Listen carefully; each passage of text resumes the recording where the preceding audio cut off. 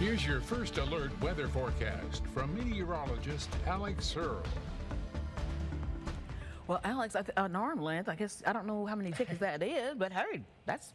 You and I were trying to figure that out when Barrett was interviewing him, and Right. it sounded like a fun event, though, overall, Yes. so definitely a good thing. I think it'll be fun. For sure. But we're tracking severe weather chances tonight, and we are dry for the most part right now. Radar showing that little bit of rain that we saw about an hour or two ago across the eastern part of Texoma. That's basically moved out of the area, but as we look towards the west, that's where we're going to see our next round of potential severe weather. It's already starting to develop some severe thunderstorms out there in the Texas Panhandle. Still 3, 4, maybe even as far as 5 hours away, as this activity out in the Texas Panhandle is going to slowly drift towards the west here, and this is going to bring our next chance for severe weather firstly to our western counties here, and then as it moves west to east, it'll slowly weaken throughout the overnight hours here. So we got to be paying very close attention to this. We actually do have a tornado watch in effect for our far western row of counties until 9 p.m. tonight. Now, in terms of if this watch gets extended further into North Texas and southwest Oklahoma, or if they do a severe thunderstorm watch, or if they just let it expire entirely, it's kind of more of just a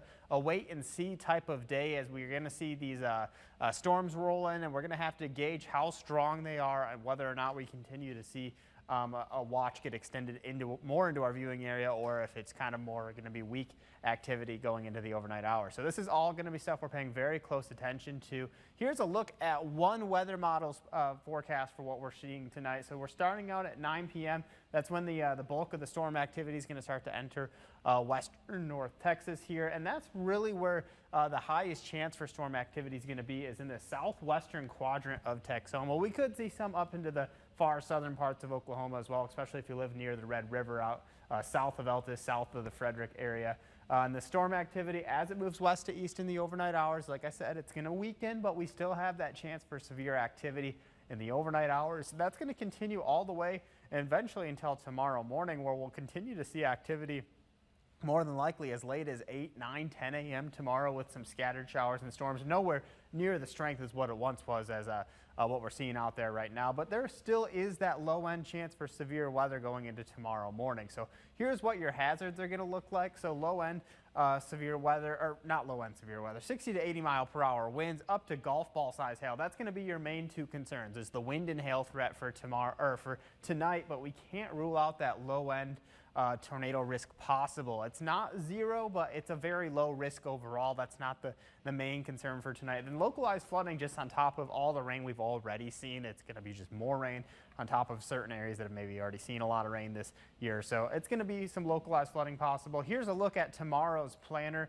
We're going to see rain chances at the highest in the morning time, with that about 40% chance for scattered showers and storms in the morning. But we'll start to dry out during the daytime, still staying mostly cloudy, so temperatures will be down into the low 80s. And we're going to see even more storm chances here in the remainder of the week. We're going to see mostly dry conditions tomorrow once we get past the morning time, but then Thursday and Friday, some more storms possible. Even going into the weekend, some more storm activity will be possible, but eventually the storm chances will fall off as we go into early parts of next week, with temperatures climbing back up into the into the low 90s.